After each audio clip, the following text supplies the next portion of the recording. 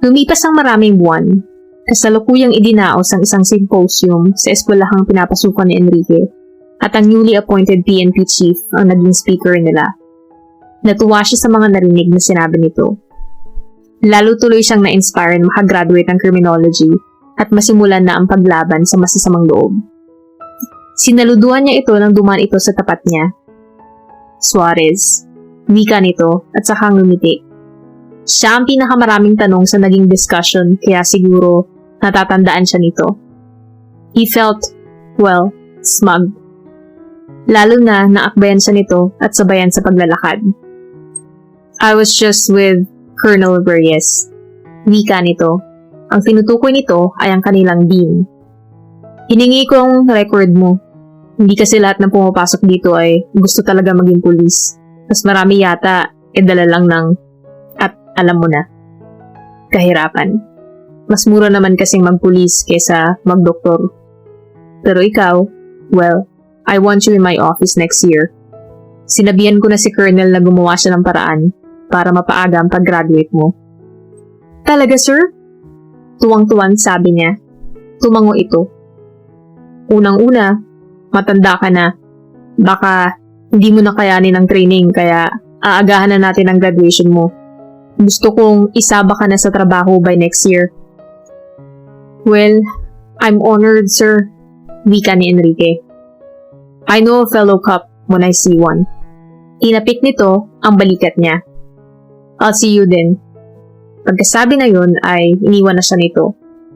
Kahit nakatalikod na ito ay sinaluduhan uli niya ito. Pakiramdam niya ay lumulutang siya sa alapaap na tumutumbok sa bahaghari. Sa dulo nun ay ang posisyon ng PNP chief na mapapasa kanya balang araw. Sisiguraduhin niyang kapag nakamit niya ang posisyong yun ay wala nang mangungutong na pulis. Dahil sa pangangarap ng gising, ay hindi agad niya narinig ang tumatawag sa kanya. Rick! Bahagya lamang rumihistro sa pandinig niya ang boses na yun. Hindi pa siya sigurado kung pangalan niya ang narinig. Gayunman ay nilingon niya ang may-ari ng boses na yun. Enrique! Patakbong lumapit sa kanya ang lalaki nakasuot ng uniformeng puting polo at black pants. Dave! Ganoon na lang ang tuwa niya pagkakita rito. Muntik na niyang mayakap ito na makalapit ito sa kanya. Naisip lang agad niya na nasa gitna sila ng campus at mapapahiya ito kapag ginawa niya yon. Hinawakan na lang niya ito ng mahigpit sa mga balikat. Umpayat mo na, pero bagay sa'yo. Lalo kang gumwapo. Proud na sabi ni Enrique sa kanya. Gwapo ka pa rin sa akin. Kamusta? Bagay sa'yo ang uniform mo ah. He straightened his blue and blue. Bakit ka nga pala nandito? Wala ka na bang klase? Tara sa labas, mag-merienda tayo.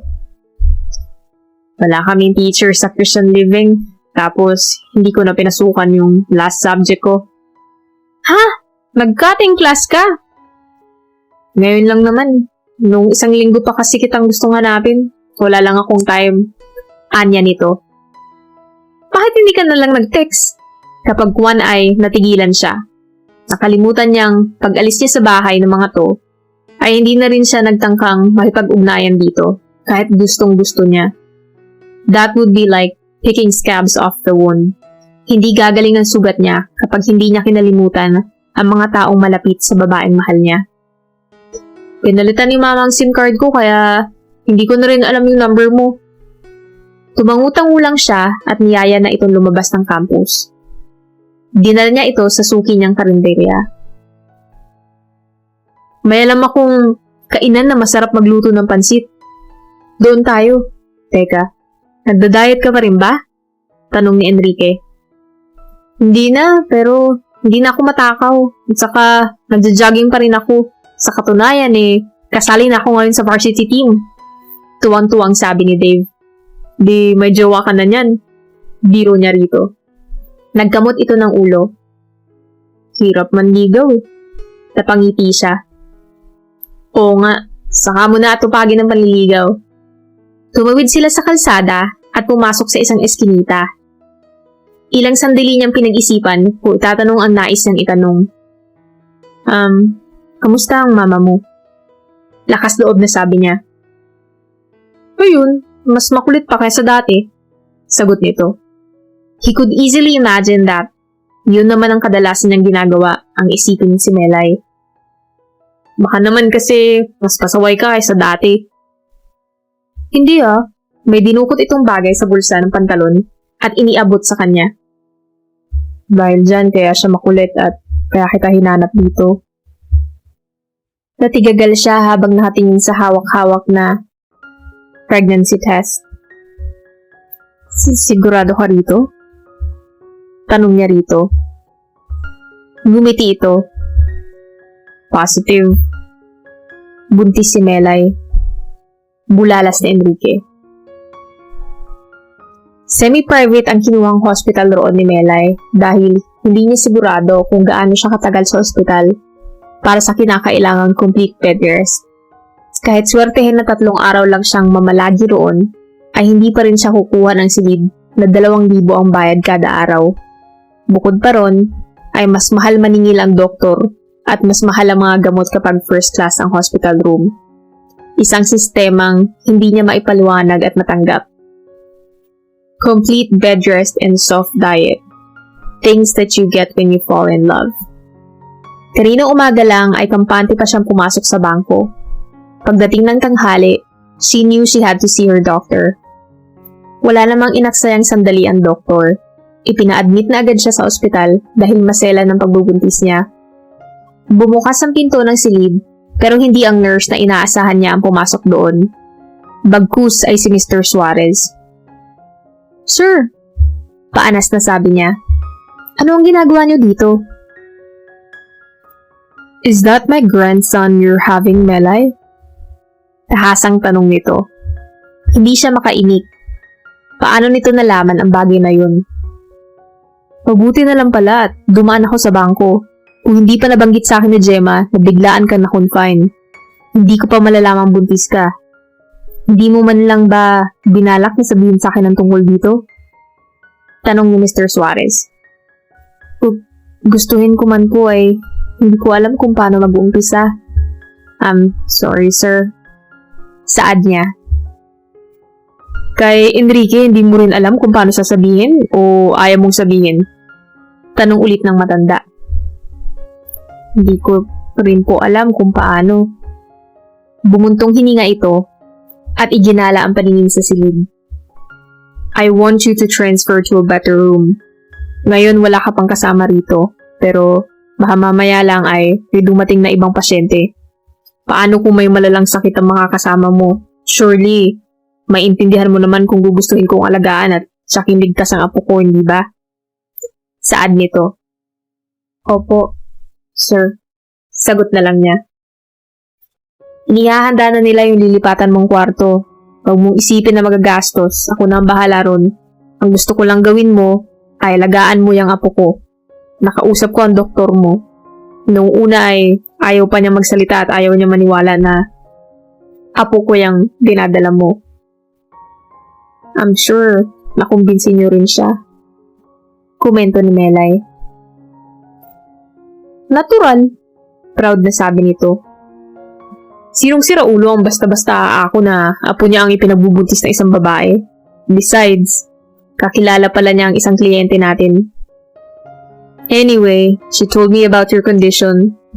May intindihan ko kung mawawala ang bata, but I made her promise na gagawin niya ang lahat. Matuloy lang yan. Yan ang una kong apo, Melay, at natutuwa ako na kay Enrique nang galing. Yung mga ate kasi niya, mga matandang dalaga na. Ayaw pa rin mga magsipag-asawa. Excited na sabi nito. Thank you, sir. Nangilid ang luha niya sa labis na saya. Hormones and, well, genuine gratitude. Maya-maya nga ay may pumasok ng 2 orderlies at isang nurse. Lilipat na raw siya sa private room. Ang papa ni Enrique ang huling taong inaasahan niyang makikita sa ospital. Pero hindi na nga pala siya dapat nagtataka roon. His father was Melay's employer. I still have to get used to that uniform, sabi nito sa kanya. Bagaman hindi nito tinutulan ang pagpupulis niya, Alam niyang kagaya ng mama at mga kapatid niya ay natatakot din ito sa mga panganib na susuungin niya sa piniling propesyon. How is she? Tanong niya. Resting. Wag mo siyang masyadong guluhin at mahina ang kapit ng apo ko. Wika ng ama. He could not help but grin. Don't worry pa. Duong Suarez yun. Hindi basta-basta susuko. Wika niya. Pinisil nito ang balikat niya. Ganoon din ang ginawa nito kay Dave. Congratulations sa inyong dalawa. Mauuna na ako. Babalik ako bukas. Baka kasama ko na ang mama mo. Thanks pa. Anyang nginitian ito. Pumasok na sila sa kwarto. When he finally saw Melay, he wanted to cry. Well, he was inside. Pinuntahan ko siya, ma. Wika ni Dave. Dapat lang naman niyang malaman, di ba? Lumapit siya sa kama at umupo sa tabi ni Melay. Mustang pakiramdam mo? Sorry. Mahinang sabi nito sa halip na sagutin ang tanong niya. Bakit? Para saan? Naiintindihan ko kung natakot kang sabihin sa akin. Okay lang yun. Nakakaunawang sabi niya. He touched her face. May luhang kumislap sa sulok ng mata nito. I know it's not easy. I'm 37, Enrique. Bago ko pa ipinanganak si Dave ay 2 beses na ako nakunan. Manipis na raw ang matres ko kaya may posibilidad na mawala rin ang dinadala ko. Yun ang dahilan kaya kung ako lang masusunod, hindi ko na ipapaalam sa iyo tungkol sa dinadala ko. Masasaktan ka lang dahil kahit gustuhin ko, hindi ko maipangangakong mabubuhay ang anak mo sa sinapupunan ko. Kanina, may blood spotting na ako. Kahit naka-confine na ako rito. Wala pa ring kasiguruhan na umiling ito. You don't deserve that kind of pain. Masyado na akong naging unfair sa'yo. We will do what we need to do. Don't worry about me. Pero, tama ito. Mahigit 1 oras pa lang niya nalalaman na magiging ama na siya. Pakiramdam niya ay karugtong na ng buhay niya ang nasa sinapupunan nito. And thinking that he might lose his child was the worst thing in the world. Ayaw tanggapin ng isip at damdamin niya ang posibilidad na yun. Marami pa siyang gustong sabihin pero ininterrupt sila ng nurse na nagmamonitor sa kondisyon ni Melay. Kayo po pala ang daddy, sir. Pabirong sabi ng nurse. Gwapo pala. Alagaan mo mabuti ang mag-ina ko ah. Ililibre kita sa Hong Kong paglabas ng baby ko. Wika niya. Sinabi niyo yan ha? Wika nitong initian siya. Tiningnan nito ang Ivy at pinabilis ang patak nun. Anong ibig sabihin yan? Usisa niya. May spotting pa si ma'am pero kaunting-kaunti na lang. Malalaman po natin mamaya kung okay na siya. Oo naman. Wika niya. Dapat hindi na-expire ang matres. Pagkasabi nun, ay lumabas na ito ng silid. Sinabi ko naman sa'yo, sabi ni Melay, but she was smiling at him. Alam mo ba ang ibig sabihin nito? Tanong niya. I think I do. He held her hand. Kung ano man ang mangyari, dapat ay magkasama tayo. I can't face it alone.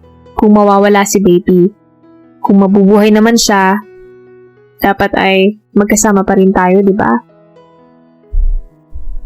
I love you. Pag-amin na niya.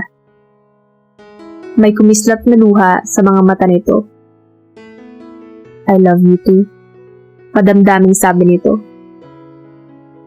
Ma, okay lang ba na sinabi ko kay Enrique? Pinalapit ni Melay sa kanya ang anak niya. Obvious ba? Naiwan sila mag-ina sa silid dahil lumabas si Enrique para bumili ng hapunan nila. Kukuha rin daw ito ng mga gamit dahil sa ospital na muna ito magkakago. Di ko kasi alam yung reason mo. Kala ko nagmamatapang ka lang. Paano kung mawala nga ang baby? Kawawa naman si Enrique. Tuwang-tuwa pa naman siya nung malaman niya magiging daddy na siya. Ani Dave. Ipagdasal na lang natin na wag mawala ang baby. Hinaplos niya ang braso nito. Okay lang ba sa'yo na may kapatid ka na? Noong malaman niyang nagdadalang tao siya, ay nais na niyang itanong sa kanyang anak kung okay lang dito na magkakaroon na ito ng kapatid. Naduduwag at nahihiya lang siya rito. Tagal na ako may mga kapatid pero mas okay ngayon kasi yan. Itinuro nito ang tiyan niya. Pareho kami ng nanay. Magkasama kami kaya maalagaan ko siya. Napangiti siya. Pagiging kuya ka na. Ngumiti rin ito. Alam mo ba, ma, kung bakit ko sinabi kay Enrique? Dahil hindi mo siya matiis? Sagot nito. Hindi lang yun. Ikaw kasi lagi mong sinasabi na mahal mo ko at ako lang ang importante sa'yo. Okay lang naman yun, ma. Yung kaso, parang nakalimutan mo na mahal din kita at importante ka rin sa akin.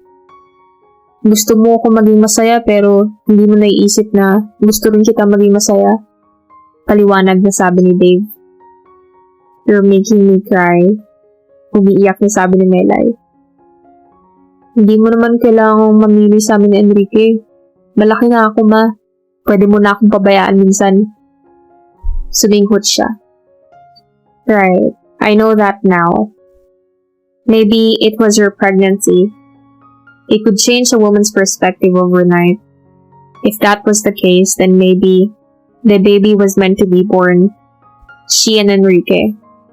Though almost a decade apart, were meant to be together. Siguro, ang lahat na nangyari sa buhay niya ay paghahanda lamang para sa magandang bukas na naghihintay sa kanya sa piling ni Enrique. Siguro, hindi niya malalaman ang sagot kung hindi niya susubukan. And yes, she would take the chance again. Itinaas niya ang mga kamay. Payakap nga, kuya. Dave hugged her. Sa ganoong ayos sila naabutan ni Enrique. Uy, group hug! Pa-join! Paglapit nito ay magkasabay na niyakap nila ito ni Dave. When Enrique cried, pinagtawanan nila itong mag-ina. Sama bang ma-feel na family ko na kayo? Umiiyak pa rin sabi nito. Hindi, sabi ni Dave. Ang pangit mo lang umiyak, ani Dave. Naiiyak din na pinanood niya ang pag-aasaran ng mga ito. Ang anak niya at ang lalaking mahal niya.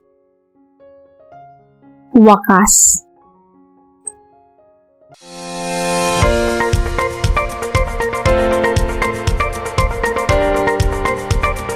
Please like, subscribe, notify,